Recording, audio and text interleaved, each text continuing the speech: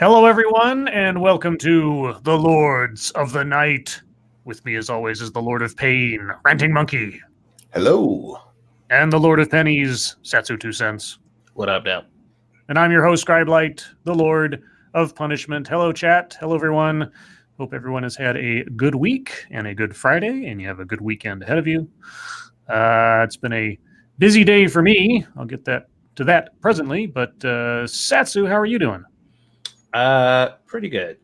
Pretty good. I tried to be as productive as possible today, but Squeetus is having some negative symptoms to the well, not really negative symptoms, but she's been a little fussy and having a hard time sleeping a little bit because of all the shots and stuff that she got. So I'm just trying to wait for her to get back to normal. So until then, I won't be able to get a whole lot done, but I did get some stuff done. So good.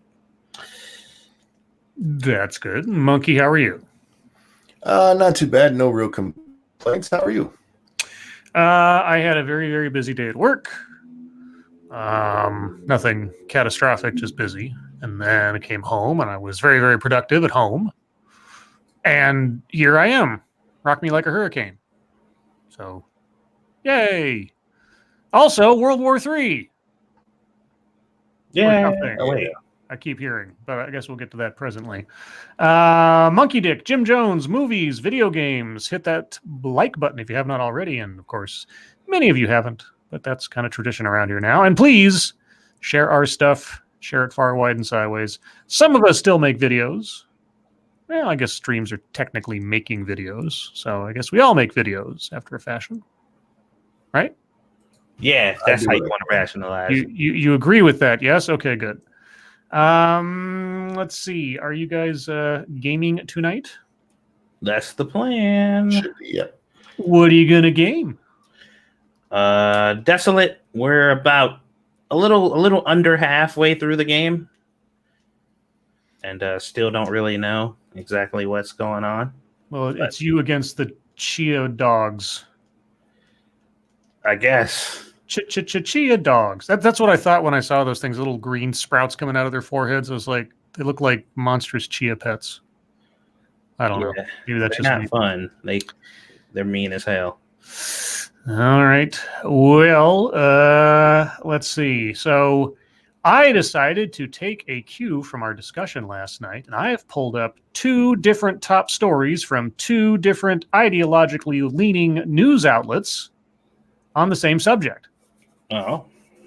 And we're going to see how each one treats or, I guess, covers the story. Because if anybody didn't already know, we done blowed up a guy last night. A very important guy in the Iranian military who was in Iraq in the company of a militia person backed by Iran, where he shouldn't have been in the first place, and kind of showed that Iran is, I mean, as if we needed a whole lot of evidence. I mean, Iran's been using proxy groups for decades against our interests. And I guess yesterday was just sort of the last straw of it, or at least one of the last straws. Well, I mean, look, don't fall for the narrative, this boogeyman narrative that this person was bad, because don't be fooled. It was just Trump, trying to start a war. Well, let's get into that. So this is CNN's top story and their overall, at least at present, prime coverage of the situation. Why now? Lawmakers question timing and legality of Trump's strike against Iranian commander. The Trump administration has yet to publicly explain the legal justification for killing Iranian military commander Qasem Soleimani, prompting Democratic lawmakers to question whether the president had the authority to order the strike without congressional approval, and raise concerns that Iran's potential response was not fully considered. Did Obama have congressional authority to blow up a citizen? I mean, considering how many times he did it. Yeah. Did Bush have congressional authority? Well, I guess he had like war authority. So yeah, but Obama, every drone strike was passed through Congress during Obama's time. Is that what I'm to understand? Every single one. Top administration officials were quick to defend the operation, as U.S. Secretary of State Mike Pompeo told CNN on Friday Soleimani had been involved in planning an, quote, imminent attack, unquote, in the region that put American lives at risk, adding that the U.S. made an intelligence-based assessment that killing Soleimani would save Americans. The Pentagon, however, offered a slightly different account, saying in a statement that the strike was carried out to deter future attacks against U.S. interests. How is that exactly different? Yeah, how are those different? That's exactly the same. What are you talking about? Okay, so let me try it again. The U.S. made an intelligence-based assessment that killing Soleimani would save Americans. Mm-hmm. The strike was carried out to deter future attacks against U.S. interests. Those are the same thing. While both could be true... Oh, Jesus. What? Okay, the discrepant... Wait a second. Okay, I'm going to keep reading. Sorry, guys. I'm going to keep reading, even though I'm like, maybe I missed something. While both could be true, the discrepancy has resulted in some confusion over how the administration intends to explain its reasoning for killing the man many consider to be the second most powerful figure in Iran without congressional approval. What discrepancy?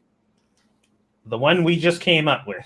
I mean, U.S. interests, Americans. Are Americans not included in U.S. interests? No. I don't think they are. And this goes with the narrative that Democrats don't give a fuck about like the American people themselves. They really don't. They don't even consider us a part of the fucking plan. We're just here, I guess. I am honestly having a mental syntax error and trying to figure out what they're talking about as far as discrepancy. If you're talking about it's not the exact same terminology, okay. But anyway, President Donald Trump said he authorized the strike against the commander of Iran's security and intelligence services because he was plotting, quote, imminent and sinister attacks, unquote, on Americans. Quote, we caught him in the act and terminated him, Trump said Friday, a day after the strike.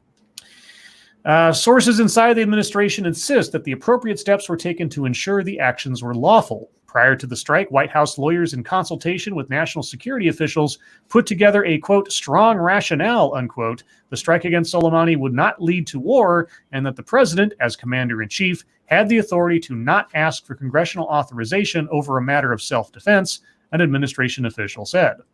That legal rationale formed the basis for not going to Congress for authorization beforehand. Quote, we did not feel the need to ask for authorization over basic rights of self-defense, the official said. A separate administration official told CNN the strike was fully vetted by 3 different sets of lawyers from the White House, DOJ, and DOD. All 3 sets of lawyers deemed the strike was a fully appropriate action and 100% lawful. Part of the legal reasoning was that Soleimani was deemed an enemy combatant because he was in the process of planning specific attacks in the near future on U.S. and allied personnel and citizens, including military personnel. Quote, we always have a right to self-defense when terrorists are plotting attacks, the official added, also pointing out Soleimani had been deemed a foreign terrorist several times by the U.S., including 2 executive orders that date back to 2007. A senior State Department official also defended the legality of the strike, pushing back on the assertion from some Democrats that the U.S. had assassinated Soleimani. Well, we did. I mean, in technical terms.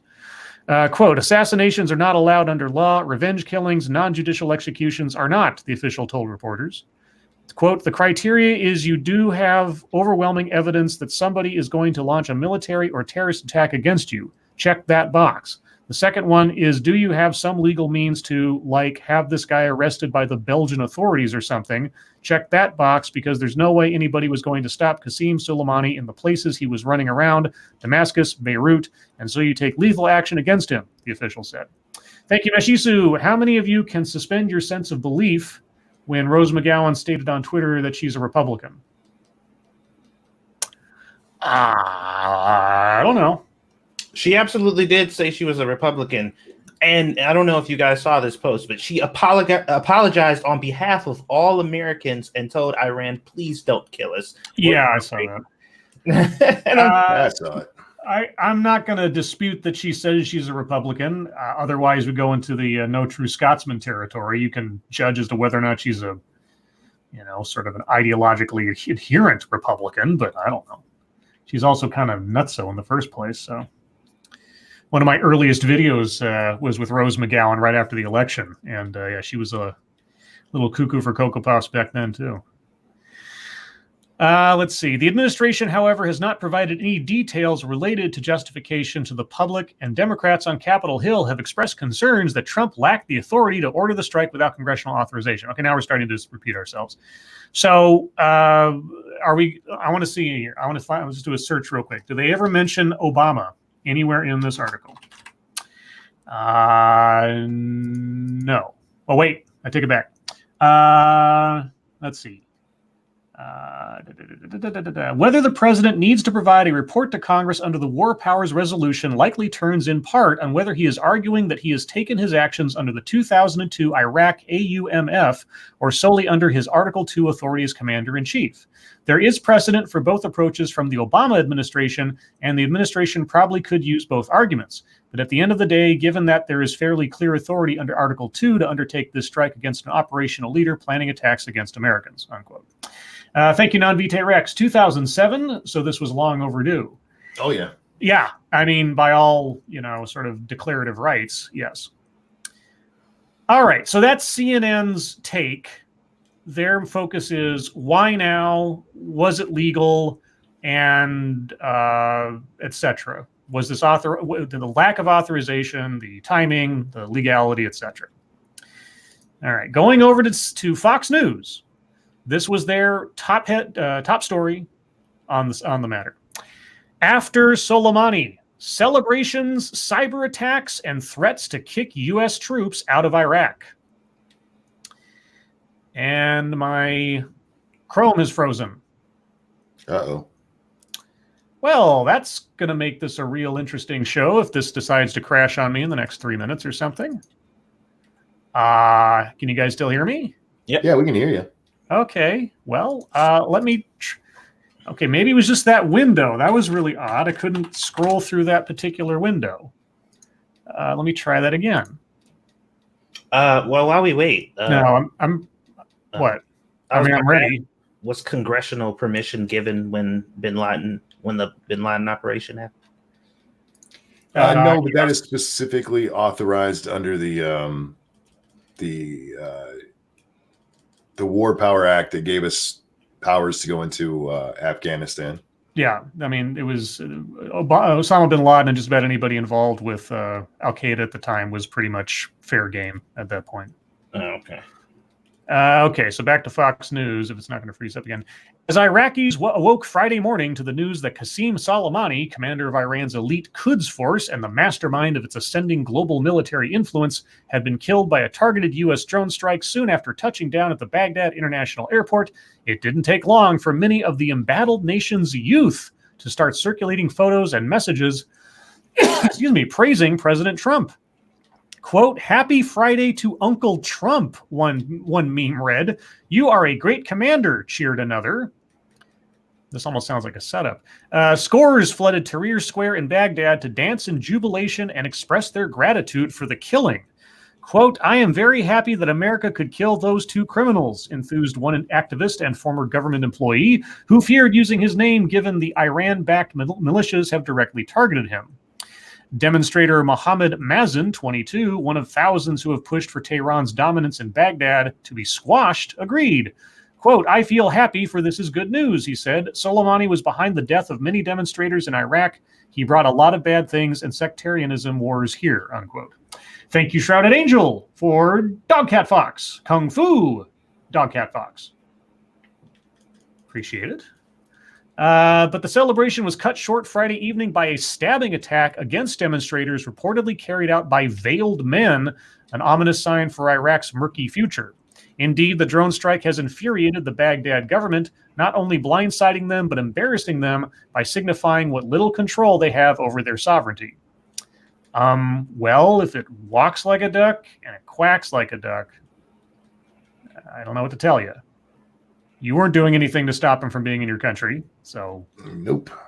Quote, "Things are moving very fast, but the leaders want the U.S. troops out now," one high-ranking official who was not authorized to speak on the record told Fox News.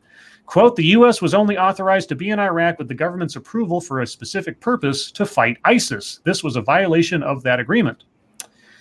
That could be true. I don't know. I guess that's between Trump and Baghdad. Iraq Prime Minister Abdul Mahdi concurred that the strike breached the conditions of U.S. military presence in Iraq and, quote, should be met with legislation that safeguards Iraq's security and sovereignty. Quote, this is reckless. We want President Trump to study the consequences for killing Soleimani, Samira Abdullah, 33, contended. Quote, we want reckless, irresponsible acts taken away from Iraq, unquote. Well, not at least giving Iraq a heads up, regardless of the congressional involvement, I think is probably not the best move. At least a heads up. Yeah, that was one of the things that was being discussed between a few people that I saw. Is there were some people trying to frame this as like Trump killed some innocent dude for no reason and trying to start a war. He's so evil, and and I'm just like, I'm pretty sure that's not the case. Like, but there were some people like saying like, I feel like some type of communication should have taken place there. At least with Iraq. I would say at least with Iraq. Congressional, because of the timing or the window they had to take an action, etc. Yeah, going to Congress, but at least a phone call saying, hey, this, and this is happening in the next 30 minutes or something, at least. Unless their intelligence told them that there were, Iranian agents within the Baghdad government that was going to tip him off or something, I guess. I don't know. I'd be surprised if there wasn't. I say, do we know for a fact we didn't call them? I haven't heard anything about that, to be honest. Well, the implication here in the story is that there was nothing was communicated to Iraq that this was coming, and it was in violation of the agreement that they wouldn't act, etc. So, unless they reveal later on that there was some kind of heads up, but that was still a violation of the agreement, maybe a heads up isn't enough or something. I don't know. Right. Let's see. Quote, we will not wait to be targeted in this country or others. We will not wait for the Iraqi government to take retaliation for this killing, said Hashim Ahmed, a member of the PMF branch known as the Islamic Resistance. Quote, the resistance will respond very soon by attacking U.S. presence by missiles, unquote. Kakis El-Khazali, leader of the PMF outfit Righteous League, great names, guys, underscored that their fighters have been called to be ready and warned that the presence of U.S. and Israel elements would be eliminated. Others warned that PMF top brass were discussing an imminent attack on the U.S. embassy in nearby Beirut. Thank you, Game Dude. How likely is World War III? At any point in the future? 100%. In the near future, probably not. In the near future, probably not. Not over this. I would be mightily surprised. Let's see. The U.S. Embassy in Baghdad immediately urged all American citizens to leave the country, and foreign oil company employees were moved to the southern city of Basra for hasty evacuation. According to multiple U.S. defense officials and experts, preparations are well underway to shore up American security in the region, including tactical air defenses. The U.S. military has also made it clear it will preemptively target Iranian-backed forces if there are any signs of further assaults on U.S. bases and interests. Okay, so one news source has all sort of doubts questioning the legitimacy of the strike. The other one's talking about the pros and or cons within the country of the fallout so far from the strike, mostly.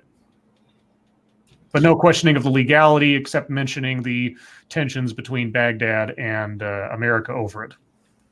And this, folks, is why you read multiple sources.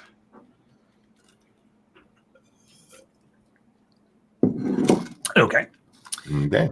Yeah, as far as speculations of what's going to happen next, well, I don't know. I mean, if the Trump administration is now deciding that any action taken by any group that has any support connection to Iran is thus the same as a direct attack by Iran, it's not going to go good if they do something stupid. But I don't know. I guess we'll have to wait and see. I don't foresee that nothing will happen as a result of this. Oh, something's going to happen. Yeah. What is the question? Yeah. All-out war. I don't know what dominoes would have to fall, but let's put it this way. I would be surprised if Russia and or China are going to come to Iran's defense if they start poking the bear anymore. Well, that's the thing. I keep seeing all these people talk about Trump did this without worrying about what the consequences were. This was a retaliatory attack. Well, that's what I'm saying. Like a lot of people who I see talk about this is talking about it like Trump just woke up this morning and was just like, I want to kill this motherfucker, and just did it. There was no reason. There was nothing that happened. Trump provoked it. And they, what was the tweet today that said, America are the aggressors. Don't forget, America is always the aggressor. That's what the tweet said this morning. Even though this was in response to an attack that happened on us already. Yeah. And plus all the previous executive orders from 2007 forward. Not just an attack on us. There's the most recent one that was on Friday. Yeah. That led to us to start blowing. It is amazing to me how many of these people didn't have any problem with us blowing shit up just the other day. Mm-hmm. But since we killed this guy, that's going to kick off World War III. This guy is he's got a known history. The group that the Republican Guard that that contingent that he's part of has been on the terror watch list, or has been a designated terror group since 2007. He got his personal terrorist designation back in 2011. He got it as part of the group in 2007. He has his own individual one as well. Mm-hmm.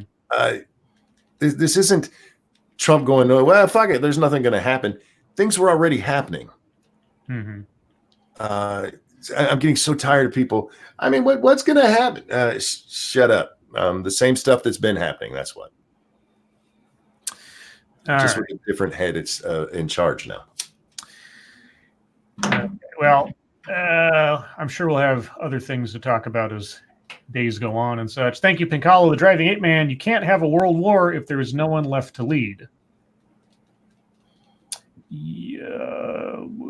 What? Someone will always take a place, whether they're qualified or not. Don't worry. If there's a power vacuum, it will be filled somehow, some way. Yeah, and there's at least 20 different guys that can probably take this guy's place.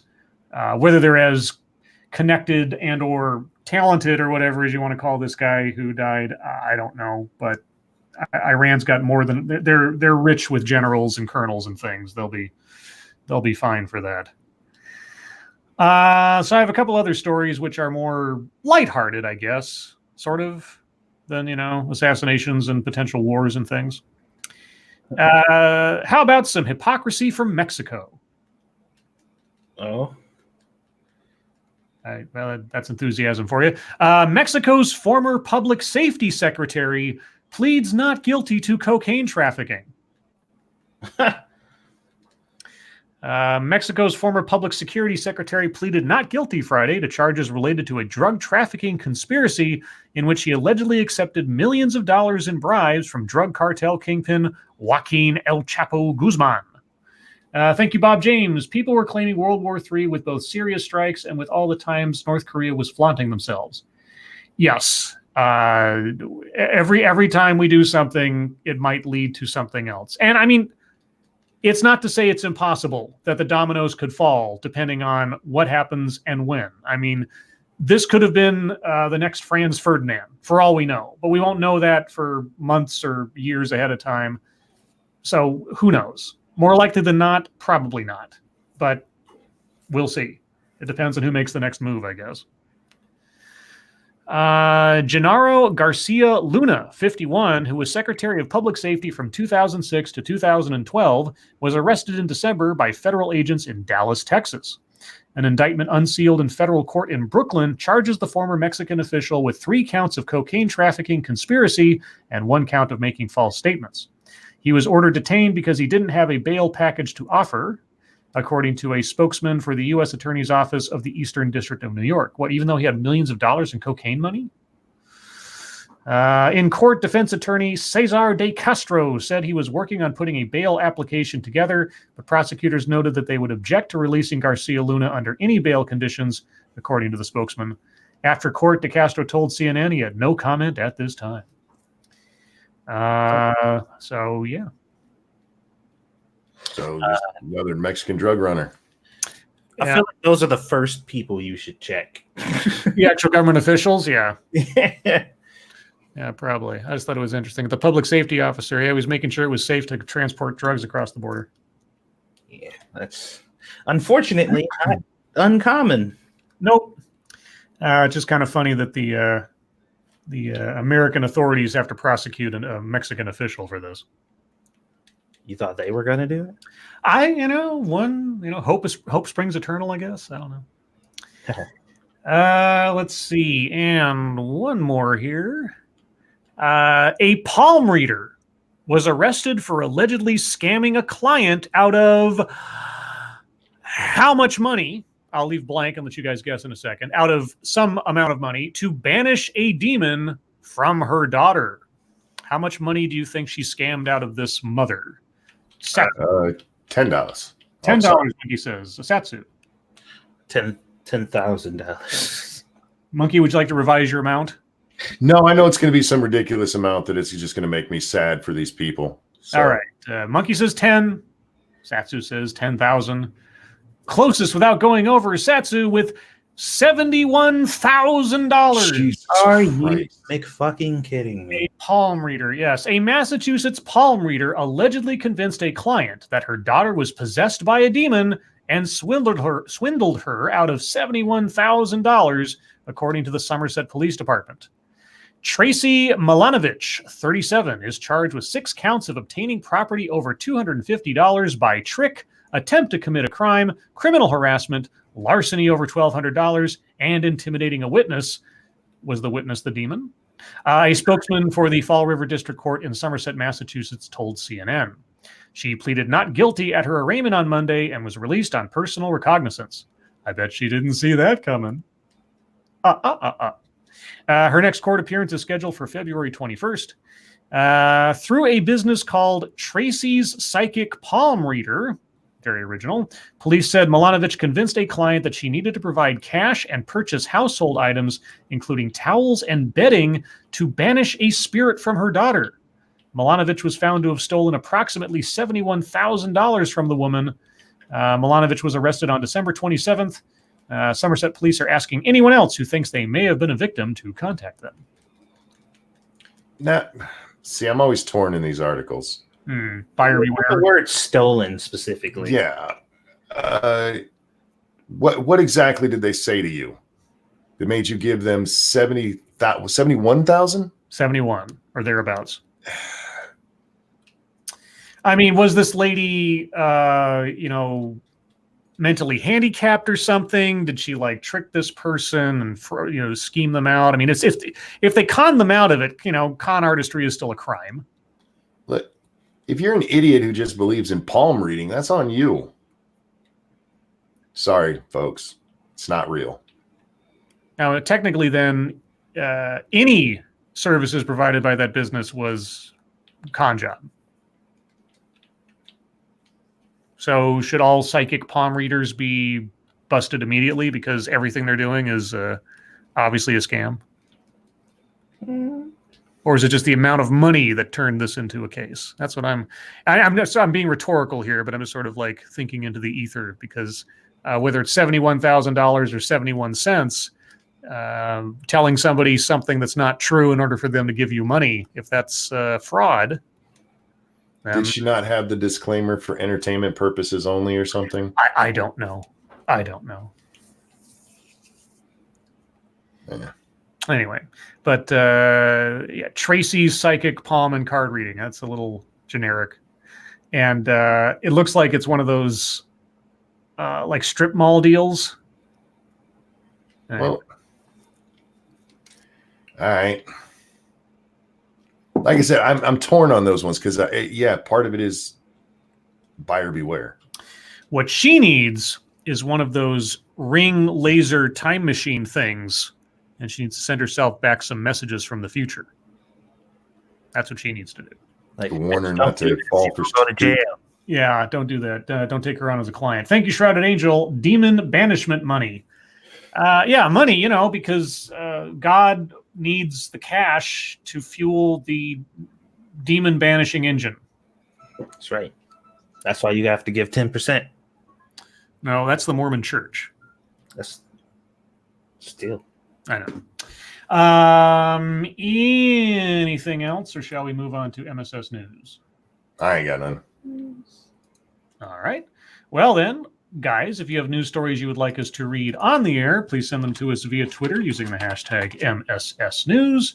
Can't promise we'll get to them all, but that's because either I'm long-winded or you send really interesting stories that we get really worked up in. So, let's see. Okay, this one comes from Frosted Glass. And it's from Medium. And it says, stop sending reaction GIFs of black people if you're not black. Oh, God. Aha. Digital blackface dehumanizes black people by flattening our stories. What? Okay, I'm going to put this in the chat because you can see right up front the examples of these crimes of digital culture. The internet is a portal to intercultural awareness. When discussing ramen versus pho, for example, all I have to do is pull out my phone, and a quick Google search lets me know the noodles' country of origin, the differences in their broths, and their evolution over time. Okay. With that kind of intro, I have no idea where this is going. Now I know what I'm talking about in future discussions about either, well, if you believe everything you read on the internet, sure. And I'm less likely to make potentially harmful assumptions around the cultures from which these foods come. If you believe everything you read on the internet, sure. Now, what kind of harmful assumptions could you make about what kind of broth is used in ramen? No shit. That's what I'm glad you got, because what the fuck assumptions were you making, broad? Yeah, they put kids in their broth. It's like, yeah, you meet a person from Vietnam and I love your cuisine, especially the part where you bake your noodles in piss. What? Yeah, I have no idea what that's supposed to mean either. On the other hand, technology also makes it much easier to borrow elements of other cultures. You mean like you eating pho? Like eating, oh, for fuck. God, this one's going to hurt, isn't it? When we all live behind the relatively anonymous wall of the internet, we have near absolute power to display ourselves in whatever manner we like. I can pretend to be an Asian American man living in Wyoming if I want. I'm not. I'm a black woman living on the East Coast. Are you? I mean, all I see is just a photo and a name. You could be I don't know what you could be. Like I said, if you believe everything you see on the internet. Anyway, I think we're going to move on to the actual point of this at some point. One prominent problematic example of this is the use of digital blackface in GIFs. While using GIFs is not nearly as extreme as taking on a whole fake online identity, it represents a much more subversive way that cross-cultural blending from the internet can reinforce negative stereotypes and make us less empathetic when it comes to other races. So, if I'm understanding this right, black people are only allowed to use GIFs with Negroes in it. Yes. Okay. That's not what it said. Oh. Well, I'm trying to be We logical. honkies can only do that. Okay. You can use whatever you want, Satsu. Depending on whom you ask, digital blackface either refers to non-black folks claiming black identities online, or to non-black folks using black people in GIFs or memes to convey their own thoughts or emotions. Digital blackface takes its name from real blackface. No. Really? Oh my God. The secret is revealed. I was going to ask where it came from, but I'm so glad they cleared that up. I wasn't sure. And then they go into a history of what blackface was. Okay. I think you guys can probably, with your own imaginations, fill in the blanks on what exactly this leads into and goes off on. So I won't go any further. But yeah, remember, guys, if you use a GIF or a GIF, depending on how you want to say it, that is of someone who doesn't look like you in real life, even if your internet avatar is an anime girl and you're whatever behind it, you're racist. I want to point out that this was very specific to blackface. Yeah. Not Asian face, not white face, not Indian face, blackface. The others are still fine. Right. TM Writer sent us the Time Machine story, perhaps from the future, but it was from today. Who's next? Okay, this one comes from Massive Dynamics. This sounds like must-see TV.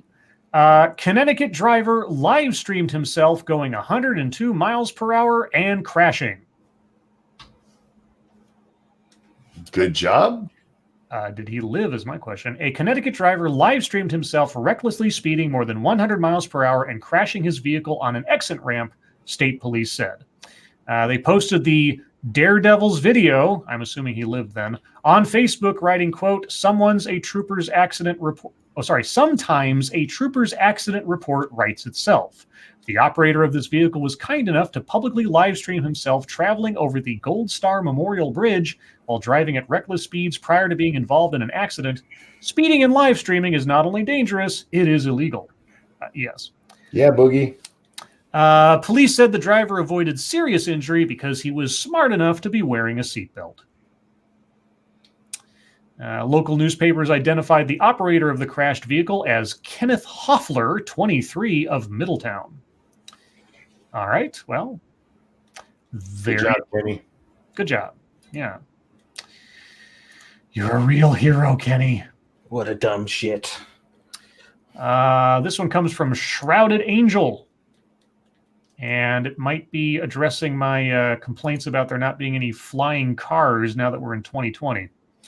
Incredible motorbike that turns into flying hover cycle on sale for £380,000. French manufacturer Lazareth is launching a motorbike that can take flight for... Okay, how long do you think it can maintain flight before having to land on its engine? Monkey, how long? 30 seconds tops. 30 seconds. Satsu? 15 seconds. That can take flight for 10 minutes. 10 minutes? Oh, shit. With just the flick of a switch using 4 jet engines. Bikers could soon rule the road with a motorbike that transforms from a road racer into a hover cycle. Lazareth is making the LMV496, a vehicle powered on the road by an electric motor, which features 4 jet engines to provide flight time of 10 minutes. With a simple flick of a switch, bikers will allegedly be able to click into flying mode using a switch on the dashboard. Its neat jet engines are fueled by kerosene paraffin and giving the bike 10 minutes in the air. Each of the electric motorcycle's 4 wheels acts as an air rotor, with the wheels folding out in air, turning it into a quadricopter, essentially a drone that has a motor and a propeller. I'm going to put the link in chat for people to see this, because it looks like about what you might imagine. The dashboard will automatically send the flight information to the pilot, including speed, altitude, position, and engine speed. The bike turbines use around 1,300 horsepower for 2,800 newtons of thrust. Its bodywork has been made from Kevlar carbon composite, which makes it tough and resistant from abrasions. At the moment, Lazareth is working to build 5 prototypes, which will go on sale to members of the public for around £380,000. Mm. And the one person who buys it is going to be like, wow, this is amazing. Yeah, and watches in the first time that it takes off successfully and can be repeated, Elon Musk will buy the company. That's my guess. It just doesn't seem practical for anything. Right. It's a cool little trick, but okay, I get to fly for 10 minutes. Then I got to land and refuel to go up again. You also have to find a fucking place that'll allow you to fucking fly that thing anywhere. It also doesn't say, at least not in this story, what kind of altitude you can get. Because if you can only hover above the ground by like 5 feet and you're going at like 15 miles an hour, yeah, what's the point? Yeah, it didn't tell us how fast you'd be going forward at all. Now, I could see maybe that being useful if you're on really crazy terrain and you need to cross over some brief obstruction, like, I don't know, a flooded road or something, I guess, maybe. But again, that's so circumstantial, I don't even know what else you'd use it for. Several tall people were decapitated. Yeah. Okay, moving on. What's this? No, it's a video. That's a different thing. Trying to find a story. Here we go. This one comes from senior staff reporter and chief Florida correspondent Colleen Bernier. Apparently, this was targeted just at me. Man crashes into business for Dr. Pepper. Wow. A Panama City man was arrested over the weekend after deputies say he crashed his vehicle into a business to steal a Dr. Pepper. A Dr. Pepper. Not even a six-pack, just a Dr. Pepper. Oh, Colleen Bernier says, the article says 3.3 feet off the ground. Oh, I missed that. Obviously, I missed that. 3 feet. Yeah, it's a almost pointless gimmick at that point. 10 minutes at 3 feet. Again, I guess maybe you could cross some kind of crazy rough terrain before landing and going on your way again. Maybe. But let's see. Bay County Sheriff's Office deputies were called to the Re-Rack Bar in Panama City on Friday morning in reference to a burglary. Deputies say 28-year-old Gavin Lee attempted to get into the bar earlier that morning, even though the business was closed. When he couldn't get in, officials say Lee drove his Ford F-250 through the front glass and entered the bar. Lee then entered the cooler and got a Dr. Pepper from the cooler. Deputies say Lee sat at a table at the bar and proceeded to drink his stolen beverage. Lee had a tan Ruger LCP handgun in his pocket. He was arrested and charged with armed burglary. That'll do it. Well. Yeah, if he hadn't had the gun on him, it would have been sort of burglary, I guess, or destruction of property and stuff. All for a Dr. Pepper. That's all he took? Yeah. Huh. Midnight in Exile is suspecting that I am Gavin Lee. I can't confirm or deny that, but I will say this, Scribe. If your thirst for Dr. Pepper ever gets that high, call us first. Okay? Just call us. What are you going to do? Are you going to give me a Dr. Pepper? Yes. Talk you down. Well, does talking me down involve giving me a Dr. Pepper? Yes. You're too far away for me to give you one. Satsu's give you priority. Wait. Okay, so talking me down does not involve getting me a Dr. Pepper. No. I fail to see what the point is of me calling you then. All right. Yes. Like you said now. I mean, what else am I going to do with my Ford F-250 if not steal a Dr. Pepper from a bar in Panama City? Look, if push comes to shove, I can get the person I got down there keeping surveillance on you to just bring you one. Oh, you mean the body in my closet? Oh, damn, you killed him already? All right. Well, I haven't yet, but my time machine just told me so. Let's see. Moving on. This one comes from Fairly Becca. I guess this was breaking news at some point in the, how long ago was this? Last 12 hours? I didn't hear about this, but of course the news has been covered with Soleimani for the last 24 hours. Oh, that's right. This is a European date. I'm looking at it. It says 3/1/2020. I'm like, this is from the future. Do I have a time machine? No, they just put the day in front of the month in Europe. And I can't read the story, actually, because my window froze up again. What's going on, Chrome? It's a future story. You're not supposed to be able to read it yet. Or maybe it's blocked in my country or something. I did it again. It just comes with a blank page. I will read the blurb at least, because that's apparently all I have access to. A suspect has been neutralized after stabbing several passersby outside Paris, police say. Oof.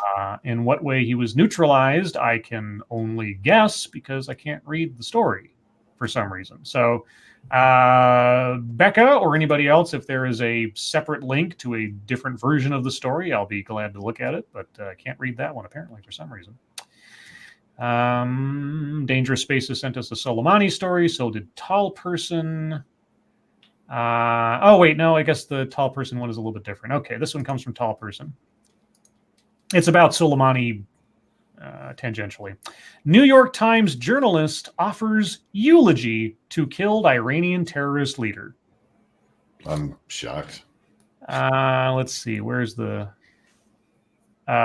New York Times journalist Farnaz Fasihi, if I'm saying that correctly, offered what some of her critics described as a eulogy to killed Iranian terrorist leader Qasem Soleimani after she posted a video of him reciting poetry.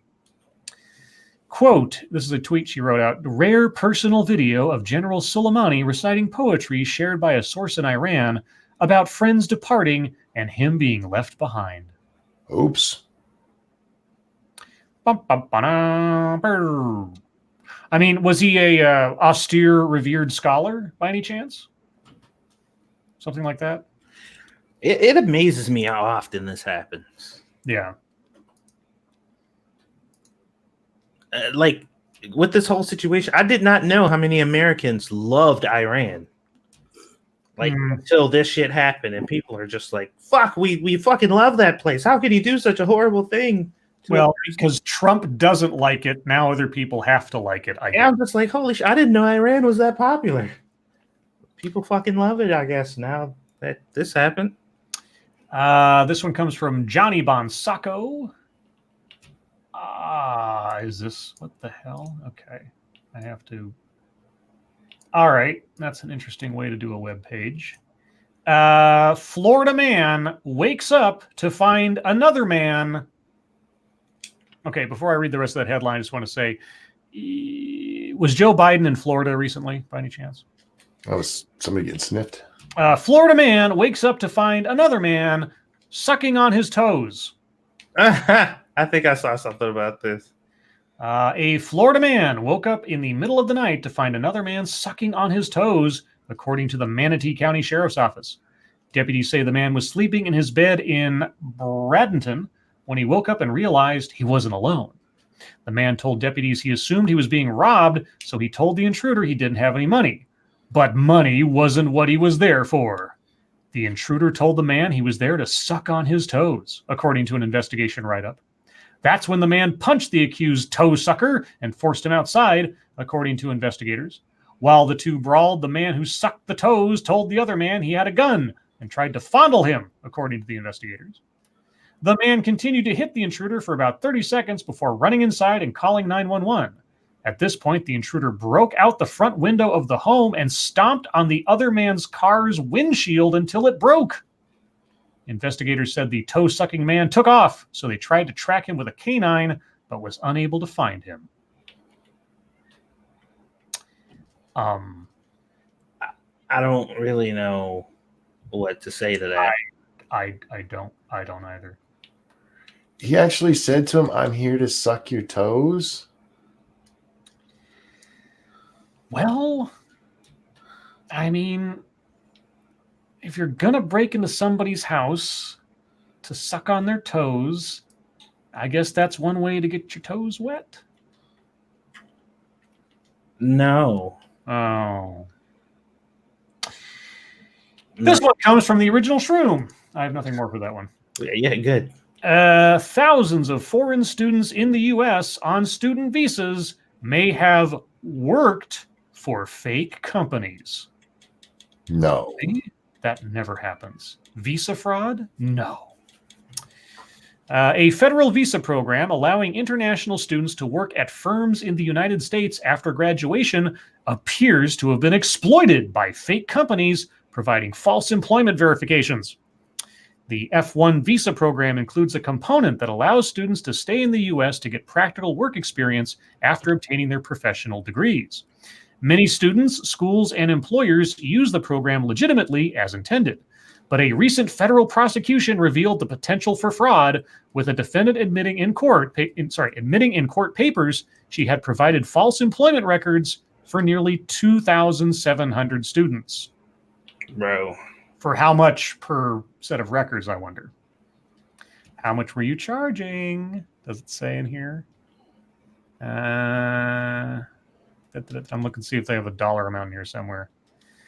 I don't see one, but I'm guessing it probably wasn't cheap. Oh, here we go.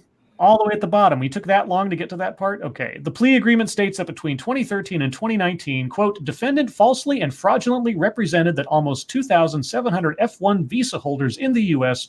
were employed by Fine Dream or Sinocontech, and that Huang and the two firms got about $1.5 million from their customers, a profit or gain of at least approximately $800,000.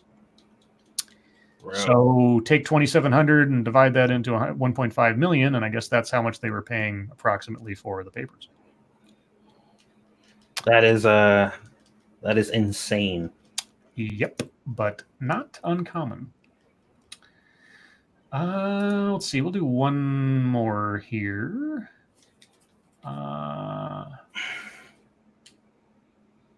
Okay, this one comes from Mike Savage. I think Monkey was talking about this on Twitter earlier. Oh, this is it's not an article. It's a video, but it says new California law fines you $1,000 if you shower and do one load of laundry in the same day. Is that true? From what I've read, not really. How can they tell? They can't, and that's the issue. Is there's no real tangible way for them to check that out. So it's like it's more of a suggestion, I guess, from what I've read. Not exactly. Here, I actually looked into it when that guy on Twitter got into it. So here's what happens: they have these new water standards that is going to be based on the company. So if your water company is putting out more than 55 gallons per person out there, then they will get fined. So it's based on your usage, but it goes through your water company, and they're the ones who get fined. So they would pass those fines down to you. Yeah. Yeah. Oh, so it was okay. I think I get it now. Because the way they were explaining it on the show, they were saying like the per household thing is not true. It's like per person, per house. Yeah. But oh, sorry. Go ahead. No, it was. I don't know. It was weird the way they explained it. Yeah, on the show, the guy actually says per person, you cannot use more than 55 gallons of water, which means you can't take a shower and do laundry in the same day. And the lady even asked him, well, how are they going to check? And he says, well, you have water meters outside your house. That's that. No, it's goes through the actual companies. They're responsible for getting your water usage down, guys. Good luck with that, California, by the way. Mm-hmm. Because they also have to get it down by 2025 to 52.5 gallons, and by 2030, I think it is, down to a full 50 gallons. Yeah. All right. Taking shorter showers. Yeah. Well, everyone, thank you for all the stories. We're going to move on to the wonderful world of YouTube time. Satsu, what have you been working on? I recorded 2 ramen videos today. I did two of those reviews, and that's pretty much it. That's all I had time for. I was going to do 3, but Squeetus woke up, demanded my attention, so naturally she gets it. Also, I uploaded a video of her holding her bottle today. I saw that. Like, straight up just holding it, and it was weird too because like I was watching TV, like looking at the TV, and I was holding her bottle up, and I wasn't really like looking at her because she was drinking her bottle. And I let it go for a second to grab something. I turned back around. I'm like, oh my God. She like, don't worry, bruh. I got this. I'm just like, look, she has 4 months. And I'm sure it was just like her hands were in the right position at the right time. And she didn't want to move them because she was, but it was adorable. That's how they learn. Mm-hmm. Adorable. So yeah, I got all into sappy daddy mode because that's how I am. But yeah, that's pretty much my day. We're going to be streaming after this, playing some more Desolate.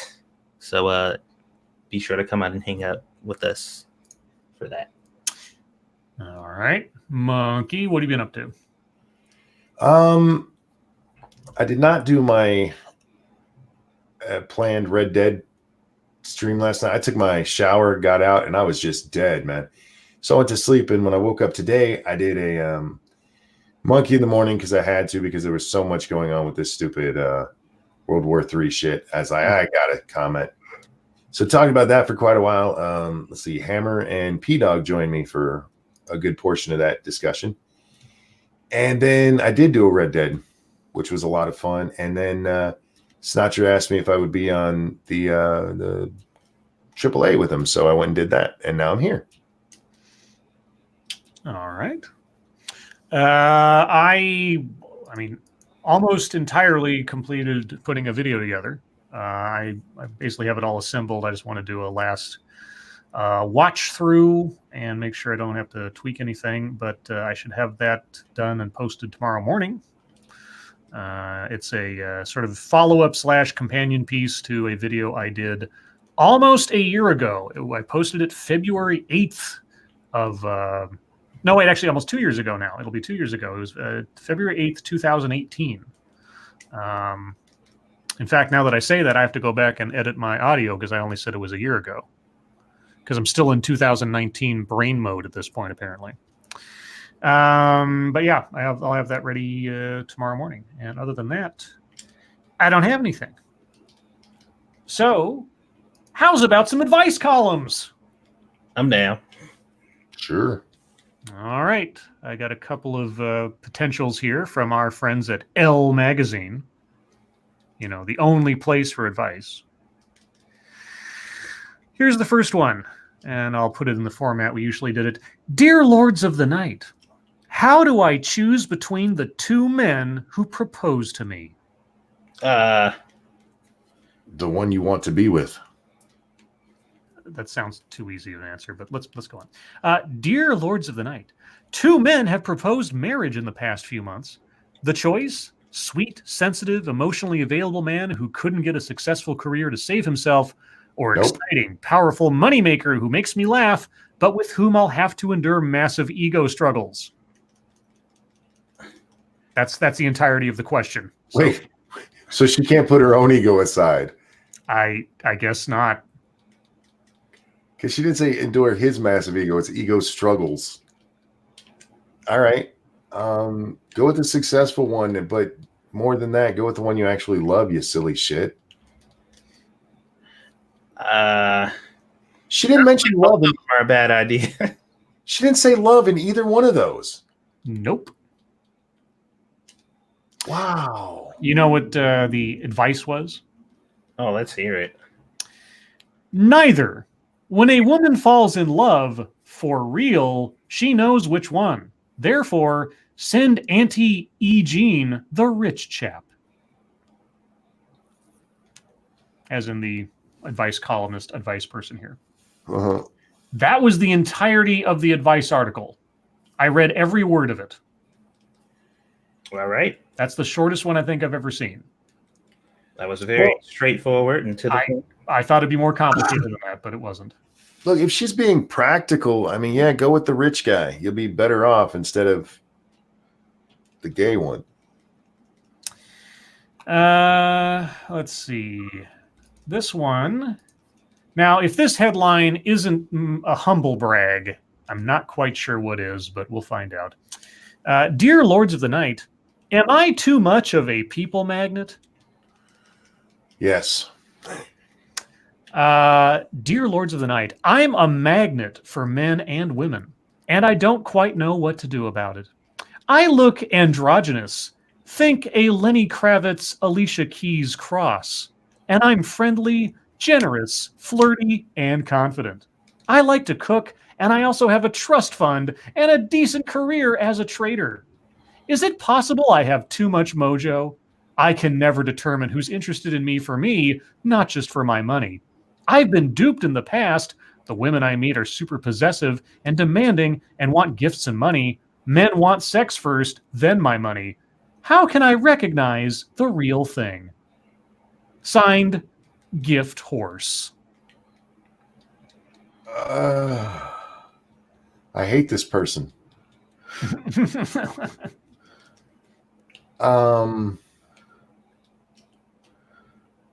Have you thought about not giving up sex or money and talking to him first? Thoughts, Satsu? I don't think they explored that avenue yet.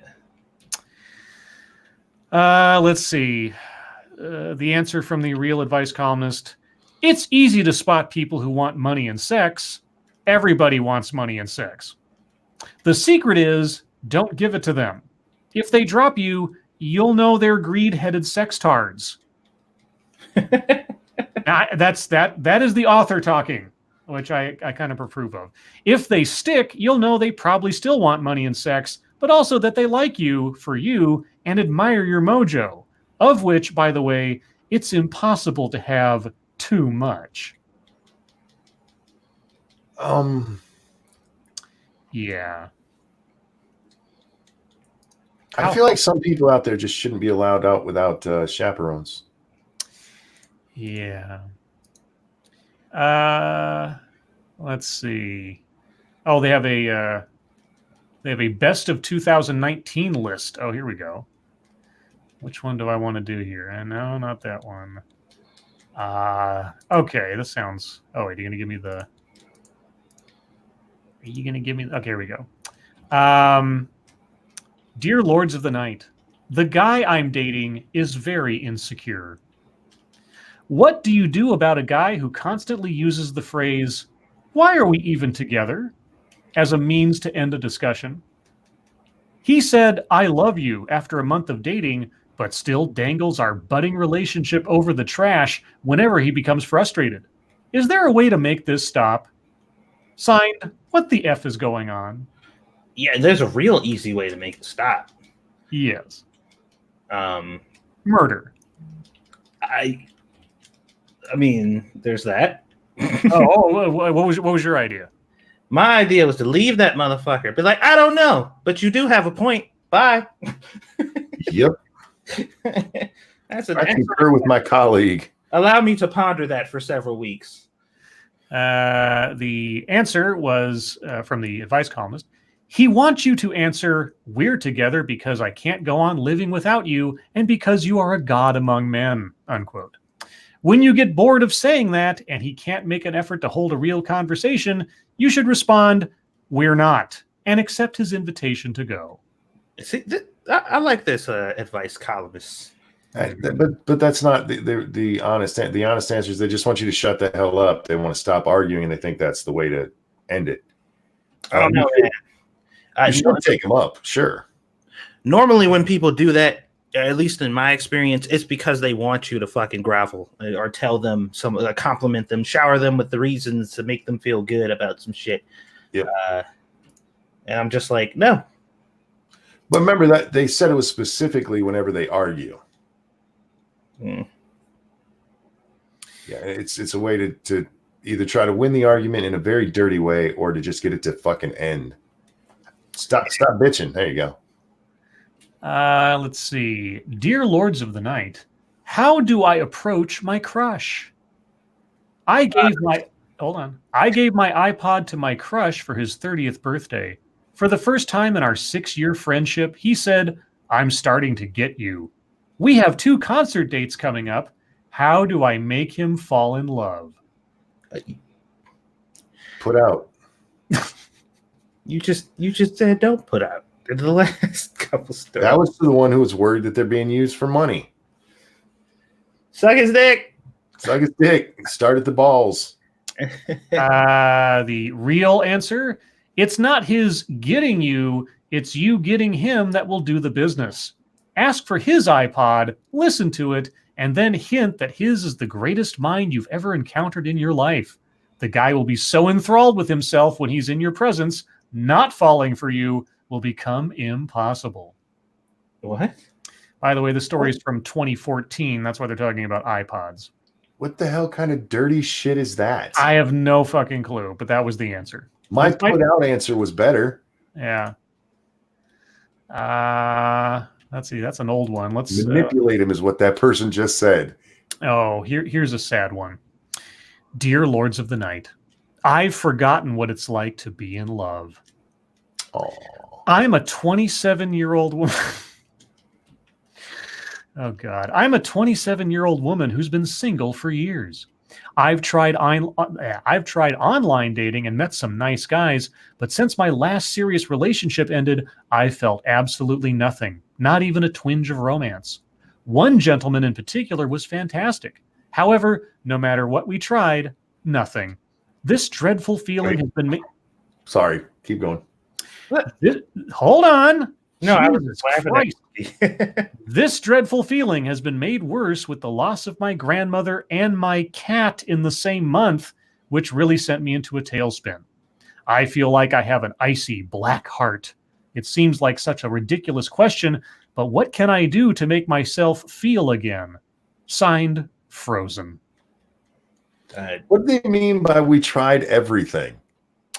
I don't know. No matter what we tried, nothing. I'm assuming like romantic stuff and or making out and stuff, but there was no spark. Let's just assume the basic early stage dating stuff and there was no spark. He put it in my butt and I couldn't feel it. What? What is wrong with you? So many things. God.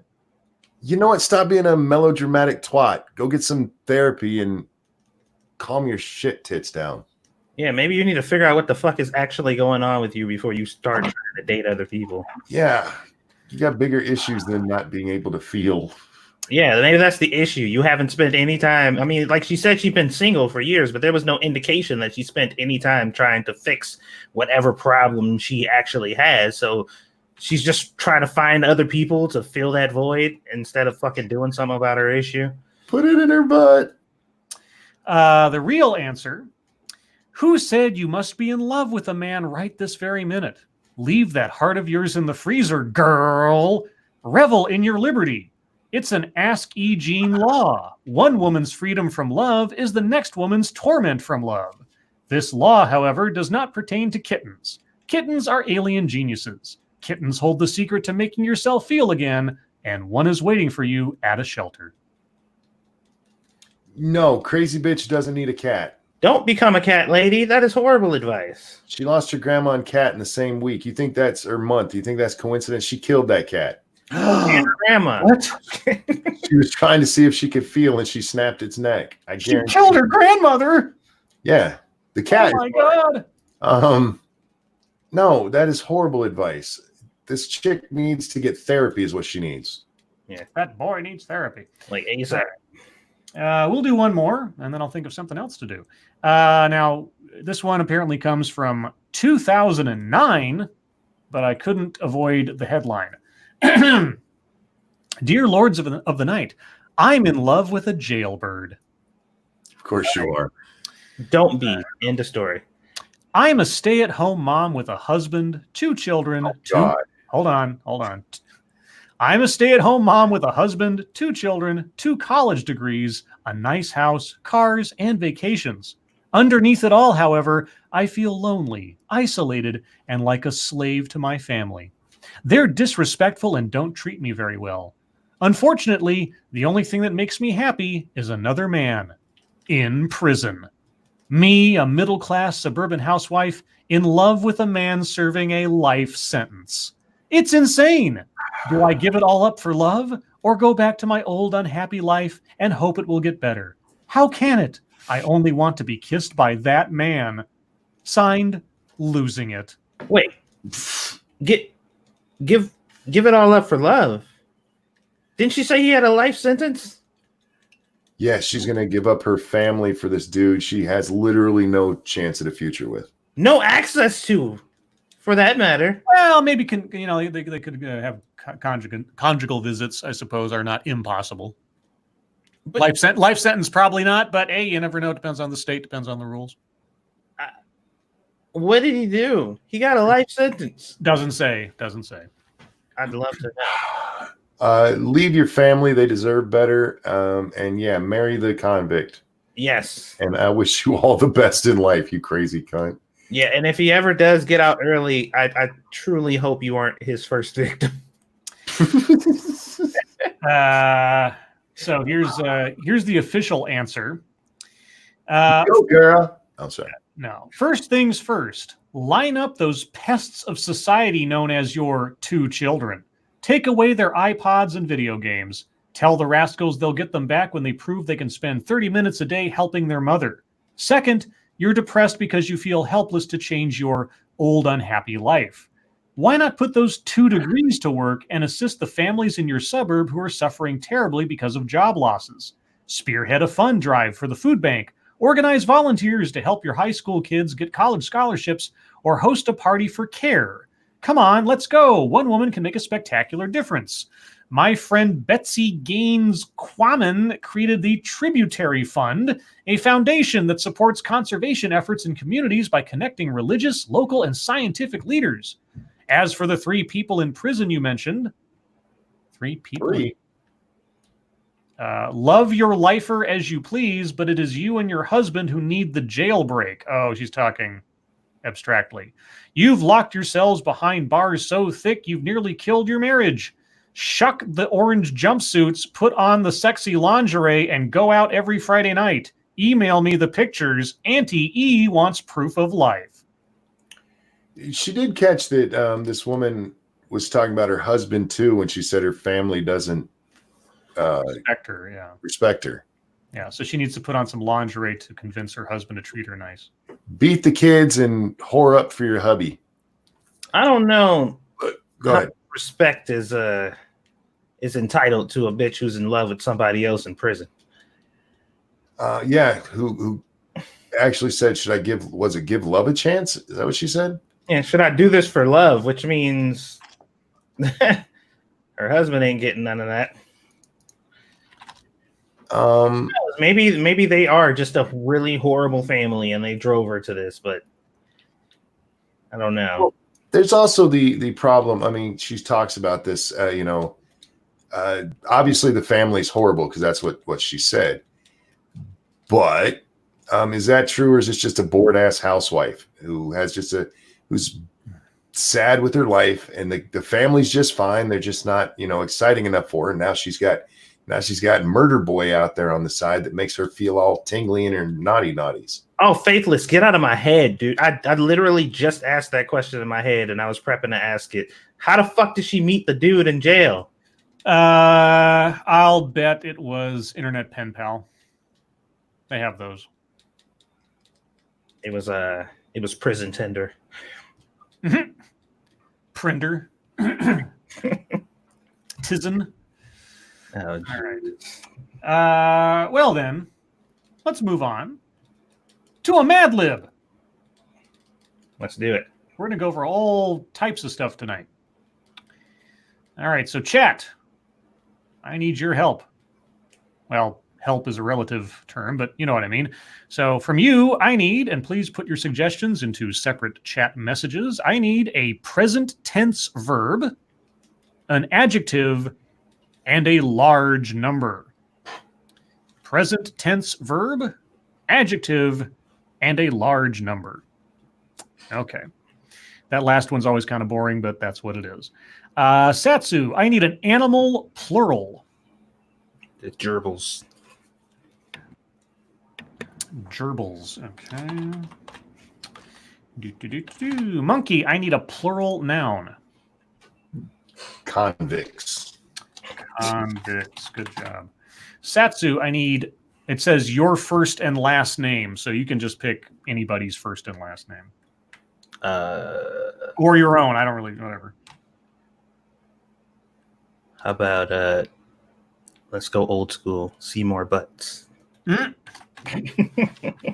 Under the bleachers with Seymour Butts. Monkey, I need an adjective.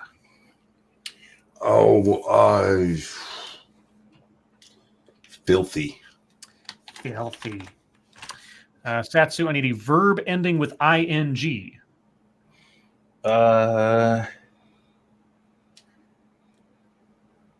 Inserting. Okay. Monkey, I need a country.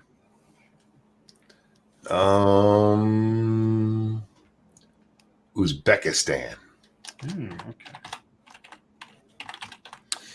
Satsu, I need another verb ending with ing.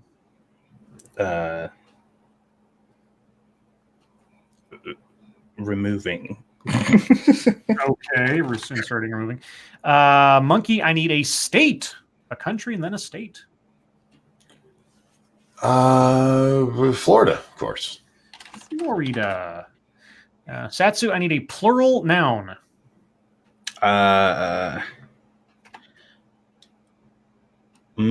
King Cobras. King Cobra! King Cobra! For those of you that have seen the Rambo 4 or whatever. Monkey, I need an adjective. Guilty. All right. Satsu, I need a present tense verb. A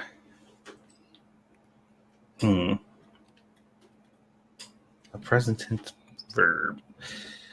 How about all the present tense verbs I always think of are violent. Violence. Drop kick. Drop kick. All right. Monkey, I need, we're going down the list here. I need a city or town. We went from country to state. Lord. Yeah, I know. Pick a silly name town. Whoville. Whoville. There you go. Satsu, I need an adjective. Rusty. Rusty. Monkey, I need a singular noun. Whore. Satsu, I need another present tense verb. Suplex. All right, on to chat. Present tense verb. Present tense verb. Let me scroll up here a bit to where people started giving me. Keeverdam says sodomize. Sure, why not? An adjective. Moonshock says will crushing. Sure. And lastly, a large number.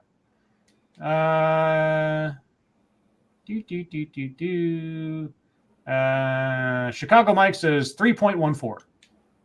Well, it is pi, so technically by digit count, it will be a large number, so why not? Would you have accepted Jews killed in World War II? Oh. No. Too soon? It's always too soon. I amuse myself. That's all I have to amuse. It's at least a year per victim until you get past it, honestly. You're a fucking Nazi. All right, here we go, guys. Here comes your action-packed Mad Lib titled, What Will the Weather Be? Hello, all you gerbils and convicts. I'm Seymour Butts with the latest weather forecast. Today, a filthy front will be inserting in from Uzbekistan and removing over the northern part of Florida, causing high winds and falling king cobras. Oh, shit. Damn. Guilty clouds will drop-kick the region south of Whoville. That is a rough day. I know. Look out for a few rusty showers. If you're planning on going out this evening, be sure to take along a sturdy whore.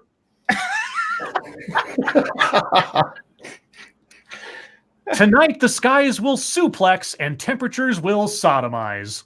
Oof. Thanks. Tomorrow will be will crushing. temperatures could reach a record 3.14 degrees by noon. The Arctic Circle? And that's the end. This sounds like a forecast in hell. My favorite line was, guilty clouds will drop kick the region south of Whoville. I like sturdy whores, I gotta be honest with you. If you're planning on going out this evening, be sure to take along a sturdy whore. That's always good advice. Yo, fucking clouds show up like, look, I'm sorry I gotta do this. No. Oh, God. Let's see. Shall we do one more here? Oh, thank you, Cody Fry. Satsu, do you have a prison waifu? Not at the moment, but I wouldn't be against it. All right. Thank you, Cody Fry. All right. We'll do one more here. There's a lot of words to this one. I will just say probably the grosser and weirder the words, the better for this one. I'm just guessing. I don't know what it's going to end up being, but we'll see. So chat, what I need from you are, and please, again, put these into separate messages, an adjective, an adverb, and food plural. An adjective, an adverb, and food plural. Monkey, I need a famous female. Oh, Bruce Jenner. Oh, Lord. Okay, so Satsu, I also need a famous female. Goddamn. I'm trying to think of somebody who's not a fucking Kardashian. Lena Dunham. You said nasty, so I know. Monkey, I also need another famous female. Janet Reno. Oh, God. There's a name I haven't heard in a while. Okay, Satsu, I need an adjective. Infected. Monkey, I also need an adjective. Oh, slurptastic. Slurptastic? Satsu, I need clothing plural. Dirty thongs. Monkey, I need jewelry singular. Oh, I got to go with the cock ring. Satsu, I need an adjective. Viscous. Viscous. All right. Monkey, I need a famous male. Beyonce. I was thinking you were going to say something like Ron Jeremy. Satsu, I need an adjective. Shit. Shit, you got it. No. Creamy. Monkey, I need a game. It just says a game. Any type of game. Monopoly. Monopoly. Satsu, I need an adjective. Oh man, I'm getting all the adjectives. Right. Well, let's just throw moist in there for good measure. Right. And you're going to get a few more adjectives, looks like. Monkey, I need a clothing singular. Oh, wife beater. Satsu, guess what? Adjective. How about sopping? Sopping. Monkey, clothing singular. Oh, G-string. And Satsu, adjective. Let's see. Think of a good one.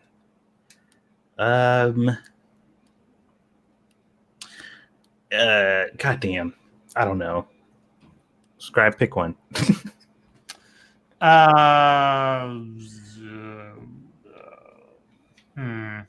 Bedazzled. Bedazzled. Okay, bedazzled. There you go. I liked pulsating. That was Pulsating's good, yeah. Okay, pulsating. Good one. Now on to chat. So I need an adjective from chat. Shrouded Angel says flirting. All right. Then I need an adverb. Sir Quack says painfully. All right. And lastly, a food plural. Who's got a food plural? Cannibal Caretaker says boneless pizzas. One would hope that is standard, but sure, why not?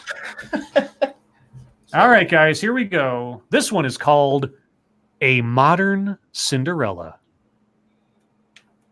My name is Cindy, and I live in a big house with my stepmother, Bruce Jenner, and my two stepsisters, Lena Dunham and Janet Reno.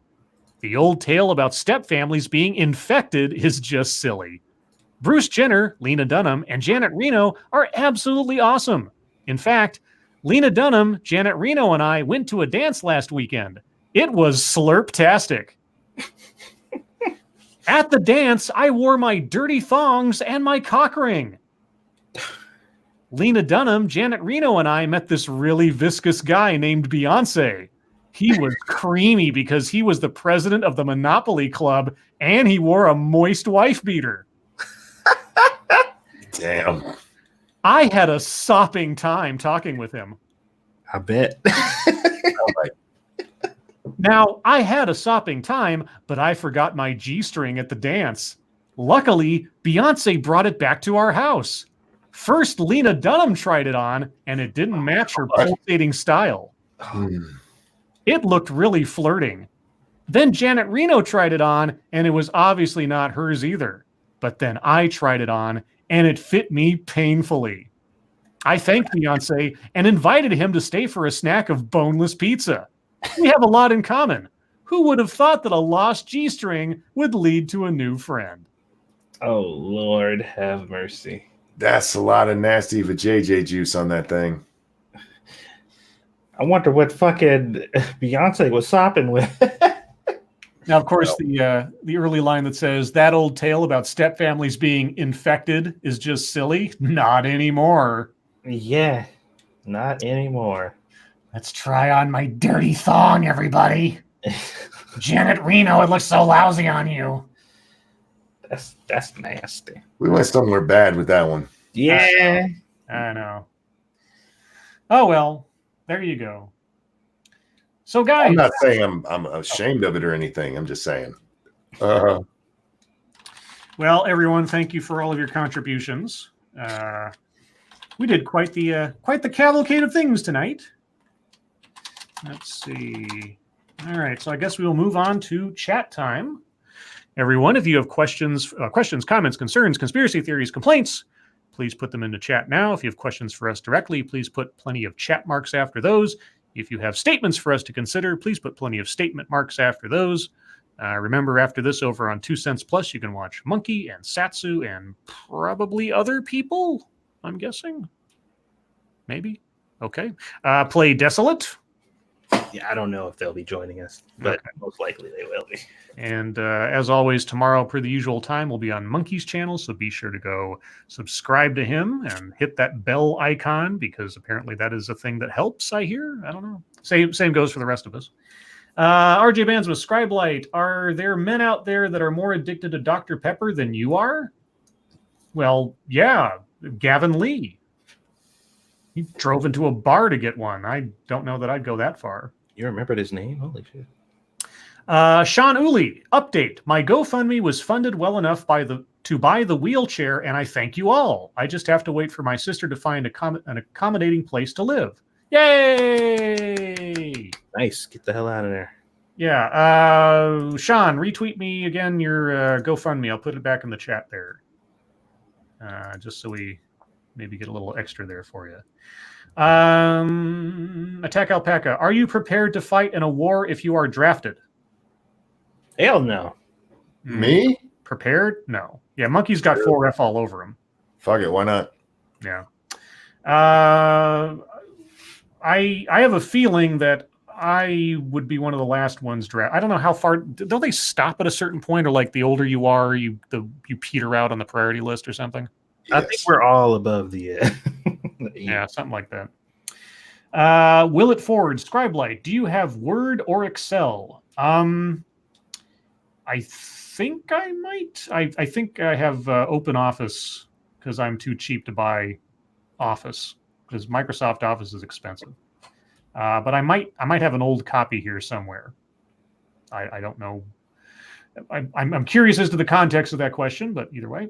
Frosted Glass, do you think Dr. Ted Nelson will ever get his crackers? I don't know what that means. I'm assuming that is a character from something, but I don't know who that is.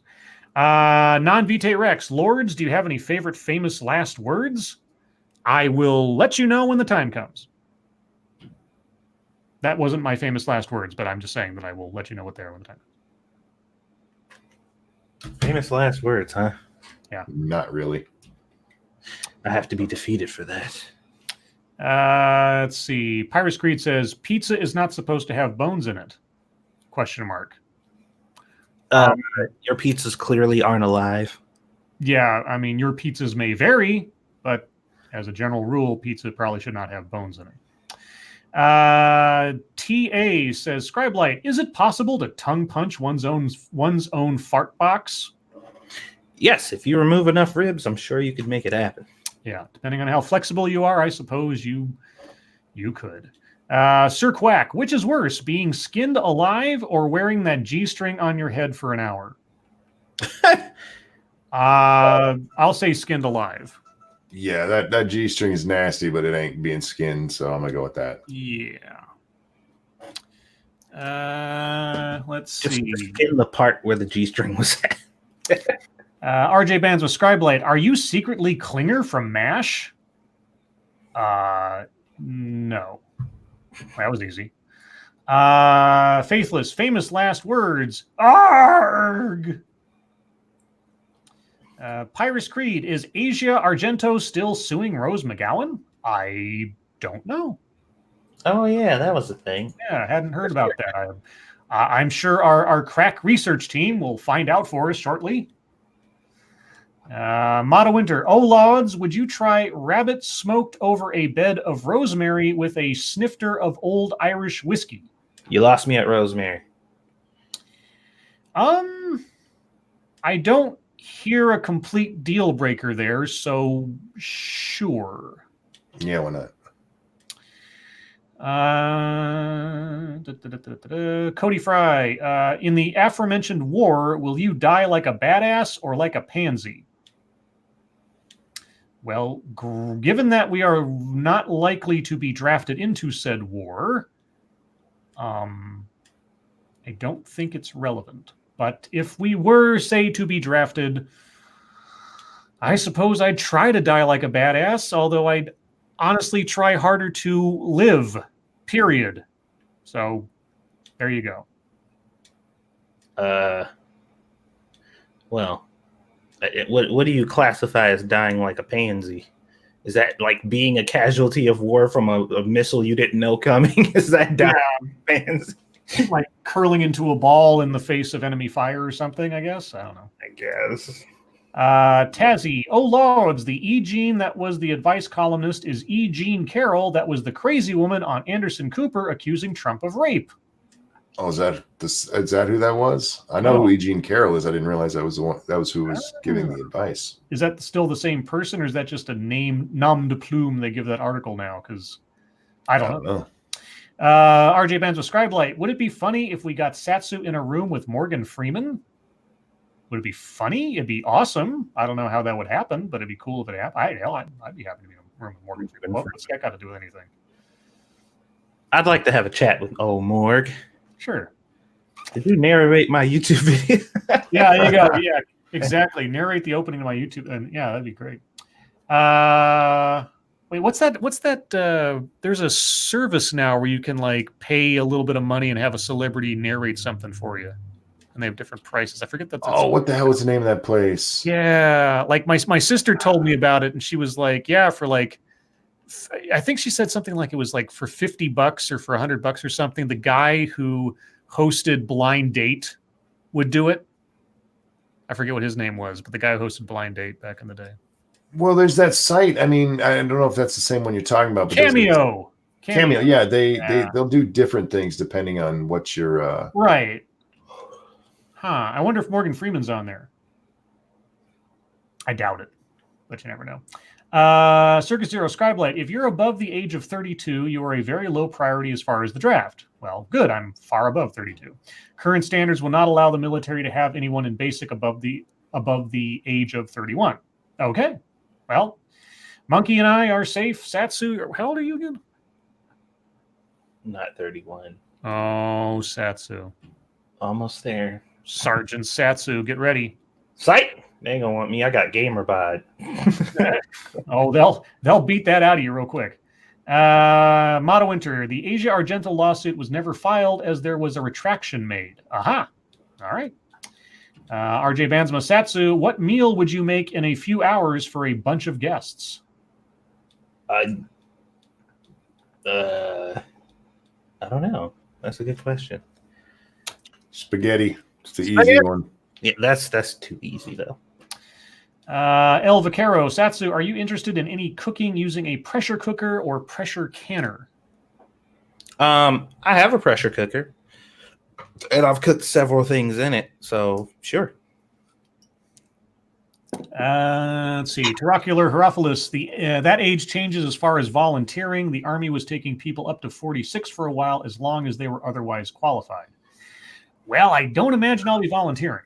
Look, with the massive amounts of young people that are coming out protesting and doing all this shit, the energetic millennials, they got plenty of young people to do that. They don't need us. RJ Banzma, Scribe Light, what's the worst advice Monkey has given you? Oh, it's just let it happen. That is the best advice ever. Is exactly why it's the worst advice to me. Pirates Creed, Satsu, have you watched The Dragon Prince yet? No, I haven't. Okay. Motto Winter, oh lauds, suckers, lollipops, or lollipop? Ask Satsu. Is that an anemone by any chance? Is he talking about lollies? Oh yeah, no, not that last one is FBI. Don't. Okay. Don't do it. Backscan. Sorry. At least. Backscan says, Scribelight, did you just tell a black man they would beat that out of him? I think he did. I guess, but I don't know what you're insinuating. On a related note, I wonder if saying the draft is racist would work these days. The draft is racist. Black people should be excluded from the draft because black people should not have to fight for a country that doesn't consider them a whole person. Oh, there you go. Yeah. Ah, I can see the articles now. No, what you do is you do the Colin Kaepernick thing, and you just kind of when you go to the recruiting center or whatever, you just kneel, take a knee, yeah, and just stay in that position. Guys, I just posted the link to Sean Uli's GoFundMe. Go take a look if you can. Next 6 minutes. Scribelight, what are your feelings about Wonder Woman 1984? Well, I didn't see the first movie. I'm not a big DC fan, and I didn't have a whole lot of faith in it, given the quality of the previous Superman and Batman v Superman movies. I don't know. It looks like a gimmick. It looks like Stranger Things Wonder Woman, I guess. I mean, I don't know. It's a comic book movie that I'm only passingly maybe interested in, kind of. Sort of like the second Ant-Man movie. I didn't see that in the theaters. I didn't see Guardians of the Galaxy 2 in the theaters. So I'm really only interested in going to see sort of the premiere comic book movies now, I guess, or at least a character that I'm really interested in. So Sanguine, thank you. So I am trying a new dish and I don't know how it will turn out. Morgan Freeman voice follows. I can't do that, so I'm just gonna you're just gonna have to pretend. It didn't turn out as unknown to Satsu. Squeedus was going to wait. It didn't turn out as unknown to Satsu. Squeedus was going to make. Let me try that again because my brain is breaking. It didn't turn out as unknown to Satsu. Squeedus was going to distract him at the wrong time. Yeah. The last video I recorded was cut short because Squeedus was in another room like, hey. Phase number 4. Does anyone have an opinion on the current DC Year of the Villain storyline? I think they took a cue from the success of the Joker movie and are trying to cash in on that. That's my guess. I would like to have an opinion, but I don't know what it is. Me neither. I don't know what it is. I can guess, and that's my first thought. That's my first impulse to think about it. El Vaquero says, equal rights means equal fights. Watch as feminists start calling for repeal the 19th once World War III starts and they have to register for selective service. Actually, right now, they don't. So, yeah. That almost happened, and then it got, I think, Congress tabled it or whatever. Mm-hmm. Motto Winter, oh, laws, would you shave an awake squirrel for $1 million? I draw the line at awake. I mean, sure. How about awake, but I'm going to say anesthetized? That'd be my thing. I wouldn't want to like try to hold down a scared squirrel. But for $1 million, sure. As long as I wasn't hurting the little thing and the hair can grow back. Does he have to remain awake? I'll beat it with a club for $1 million. Oh. Pyrus Creed. Why is it okay for Americans to disrespect their own flag but not the Iranian flag? Who's not allowed? I mean, if you're in Iran and you try to do it, yeah, you're probably going to get in trouble. But I don't know what you mean otherwise. Yeah, I don't know about that. That might have been some Twitter shit. Big Assassin. Stranger Things Ghostbusters looks better than Wonder Woman.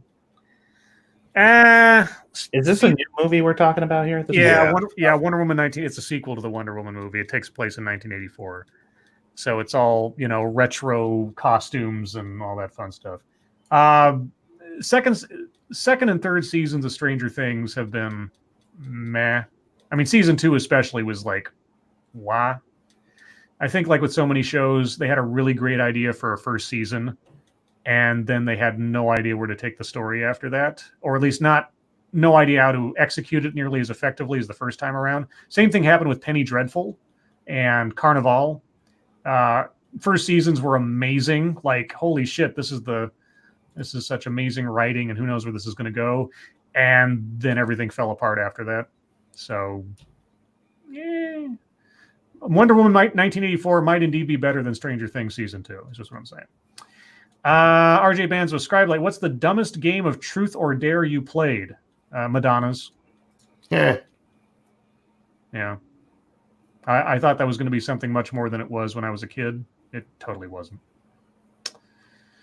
I know the dumbest person I played Truth or Dare with. Who's that?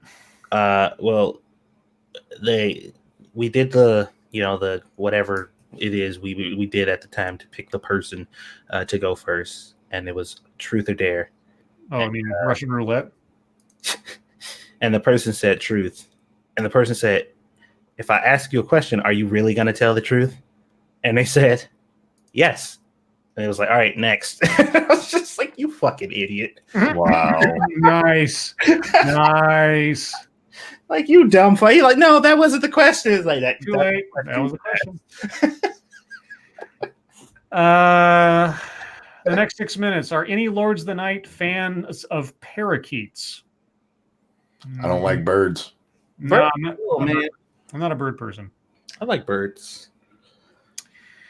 Let's see. Sir Quack. Ever notice how SJWs never call burning the American flag hate speech? Well, given, and doesn't necessarily go for everyone, but there's a lot of antipathy towards America in general by the super duper left wing. So yeah, no, that doesn't surprise me at all. I feel like if you're gonna burn anything that is a symbol of something, the only explanation is hate. Like, what else could it be? Yeah, unless it's what is it? When you're joining the mob, you have to burn an image of a saint in someone's hand, and that's part of them becoming part of the family. Huh. And it's actually not. It's not actually, and it's actually not an act of hate. It's an act of brotherhood or spiritual whatever. Yeah, weird. I'm not Italian. Pirates Creed says it was a Rose McGowan tweet. Scribe, what was? Oh, the tweet where she the Iranian flag. Yeah. Oh yeah, because she put little smiley faces on it. That's right. Okay. Motto Winter. Oh Lauds, the squirrel is drunk and has no teeth. Drunk on what exactly? Are we talking about a squirrelless meth tooth by any chance? Squirrelless meth tooth. Africa? Are they trying to get us to shave their squirrel? I don't know. A drunk, conscious squirrel without teeth. You want us to? This story is becoming more complicated as it goes along. It really is. Yeah. Okay. I can't wait to see where it goes after this. What's the next chapter? What's the next episode? I want to binge this show. It's gonna have a boner. You're not right. Non-Vitae Rex, if you had to choose an unusual build for your lightsaber, whip, tonfus, for example, which would you choose? Oh, so a light something else? Wait, before they ask, you don't work for Lucasfilms, do you? Because if this shows up in the next movie, I want credit. Oh, there's almost nothing you can come up with that is a light weapon they haven't already done in the expanded universe. Oh, give me a moment. I would make a light buster sword. I want a light butt plug. Oh, God. With squirt action. I guess, I don't know, 2 like light daggers, maybe like light short swords or shotos, maybe, I guess. I already have that kind of. A bladed, I don't know, do they have light axes? A light axe? Big ass claymore. Yeah. I want a light bayonet on the end of my laser rifle. A light javelin. A light javelin.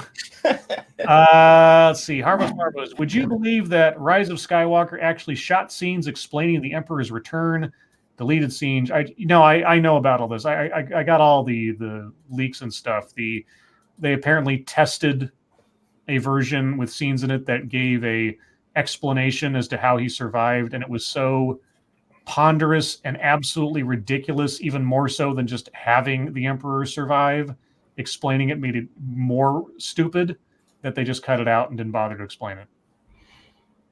He let out a force fart and it broke his fall. Yeah, because there's a definite suspension of disbelief for a Star Wars movie, but there comes a point where that belief can no longer be suspended when you're talking about somebody who was thrown down a generator shaft, exploded into energy, then had that space station blown up, and in the movie it's blown up into atoms. But if you believe that some sections of it actually survived, it then had to enter the atmosphere of another planet, crash down to the bottom, and he had to sit there for 30, 40 years or something doing practically nothing until these guys showed up.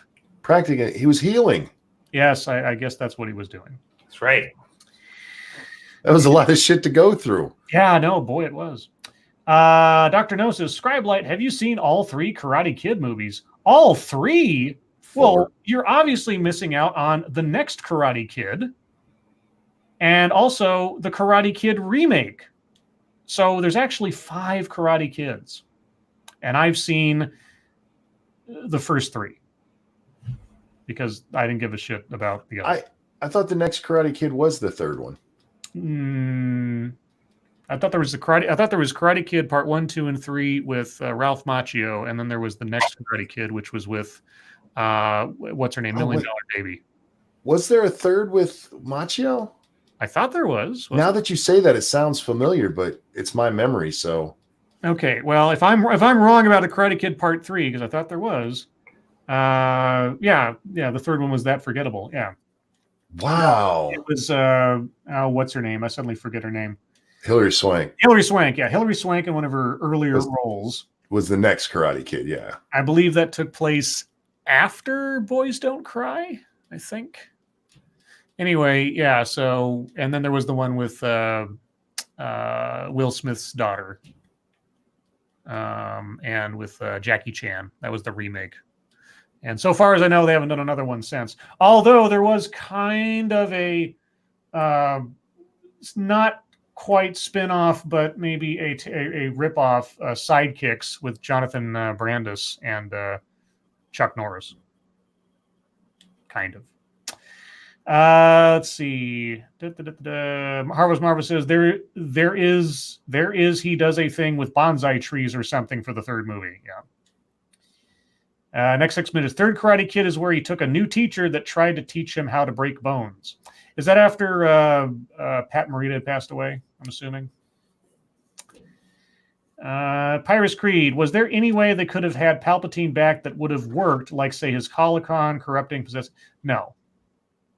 In fact, the original intent apparently was that Snoke was actually the brother. If you guys watch the Clone Wars story, there's at one point they go to this planet where apparently the lords of the Force live, and you have the sister and the brother and the father, and they're sort of like the id, ego, super ego of the Force. You have the light side, the dark side, and the balance in between. And the brother is the dark side, of course. He was supposed to be the brother, just he was all fucked up from crossing over into our realm or something. And that character was apparently supposed to be played by Matt Smith in Rise of Skywalker. They had to do some rewriting because of what Rian Johnson did in the other one. But Matt Smith of Doctor Who fame was apparently supposed to play the brother. And supposedly they filmed scenes for that, or at least got into the pre-production side of it. And apparently the people at Disney thought, nobody's going to know who that is, and it's not going to make as much of an impact. So they forced JJ to bring out Palpatine or come up with something other than that. That is the rumor, anyway. El Vaquero, Satsu, if I help you out with some of the steps and best ingredients, are you interested in New Mexico-style flat enchiladas? Satsu.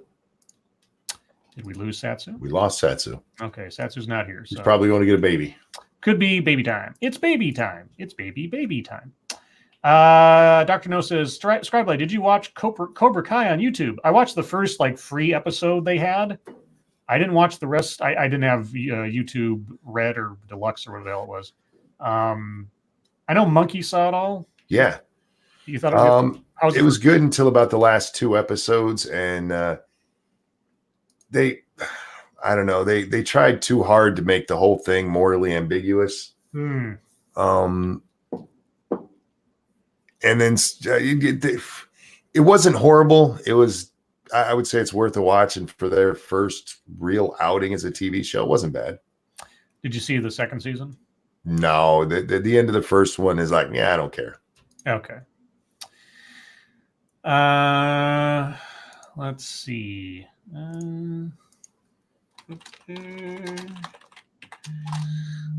Sorry, I got distracted by something. Let's see. Chicago Mike, who is your favorite Doctor Who?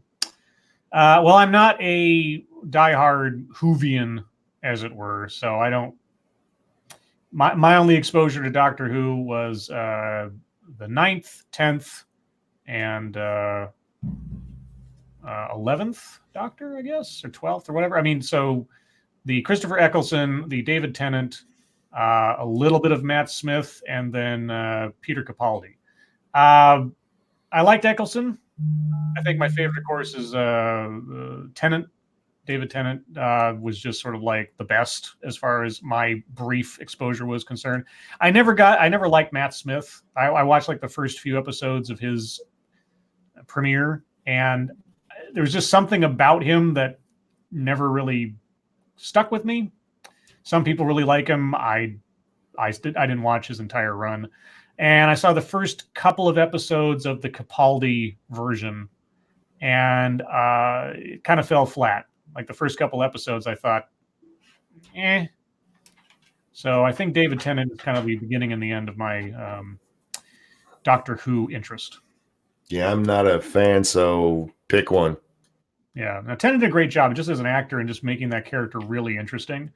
What I've seen bits and pieces of the new Doctor Who, the female Doctor Who, no, even if I had the chance to, I don't have BBC or anything, I wouldn't watch it.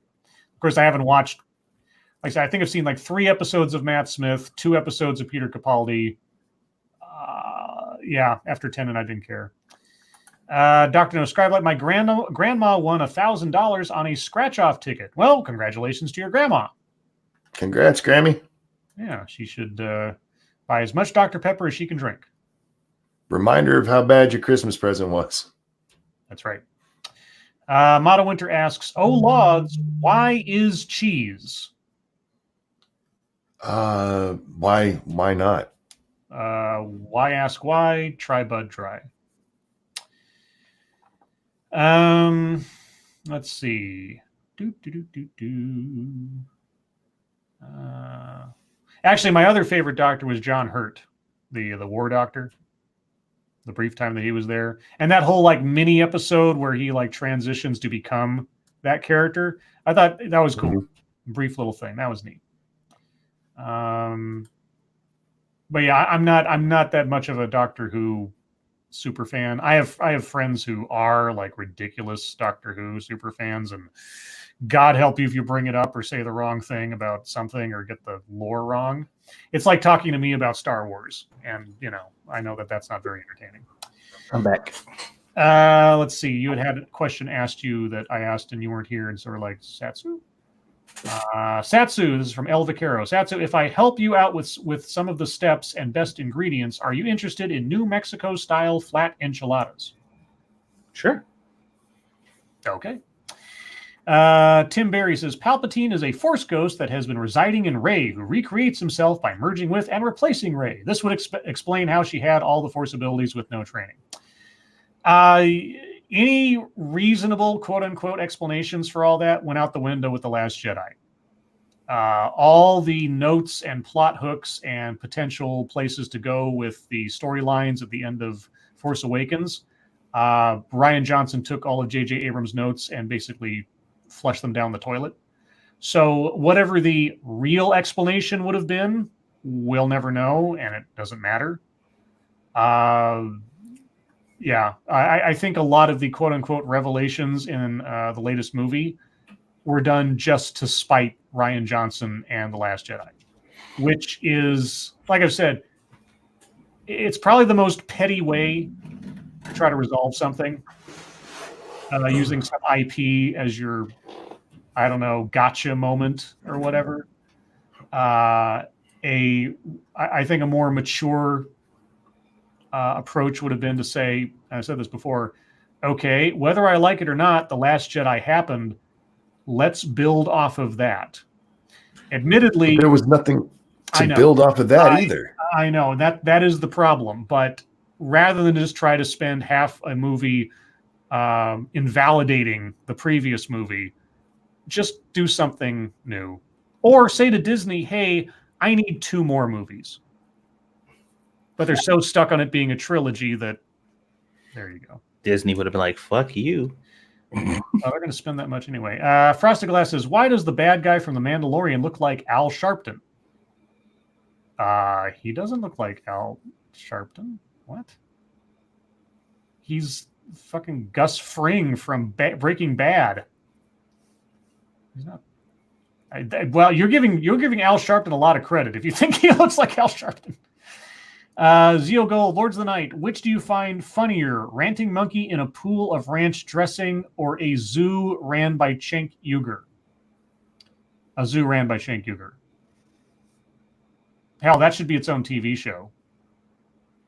That'd have to be on a channel not legal in the States because he's going to be pleasing those animals.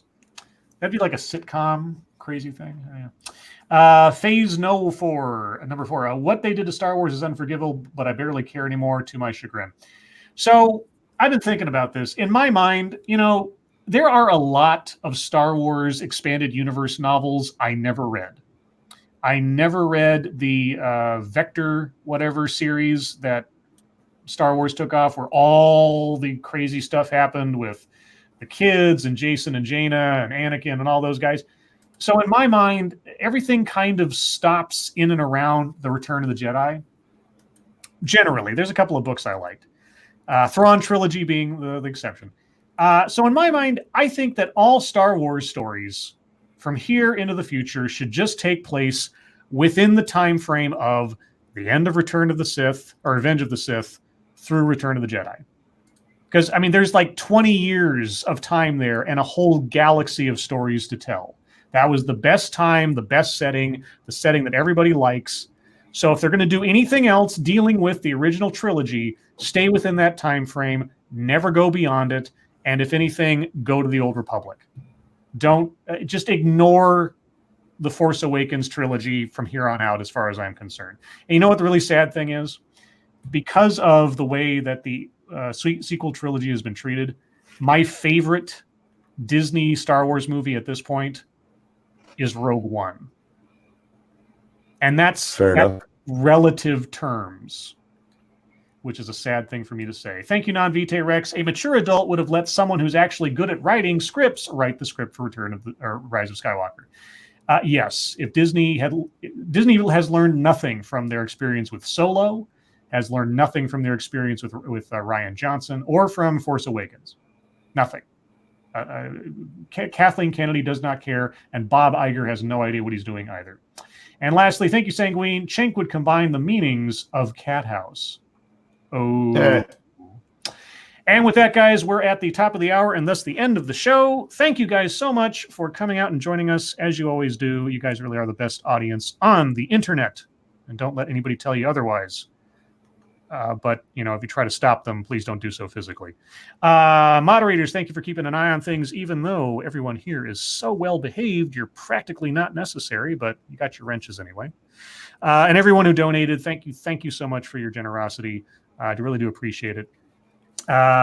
Before I completely split here, let me one last time put Sean Uli's GoFundMe into the chat. If you guys could take a look and you have a couple of bucks to spare, I know he and his family would appreciate it. Remember, guys, over on 2 Cents Plus, after this, you can watch Monkey and Satsu fight Chia dogs in Desolate. That's what it's called, right? Mm-hmm. Yes. Desolate. And also, tomorrow night, per usual, will be on Monkey's channel at the regular time. Anything else to plug, guys, before we go? Nope.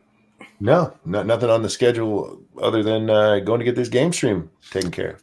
All right, guys. And be sure to look out tomorrow morning for my new video. I'll post it relatively early because that's how my sleep schedule works. But with that, Satsu, Monkey, thank you for joining me as always. Yep. Indeed. Everyone, your lives make us sad, and we will see you tomorrow. Bye, Bye, guys. And per tradition, getting out my copy of Screw the Roses, Send Me the Thorns, the romance and sexual sorcery of sadomasochism. Sadomasochism. And today's random word is accommodated. Oh. Accommodated. How gentlemanly. Yes.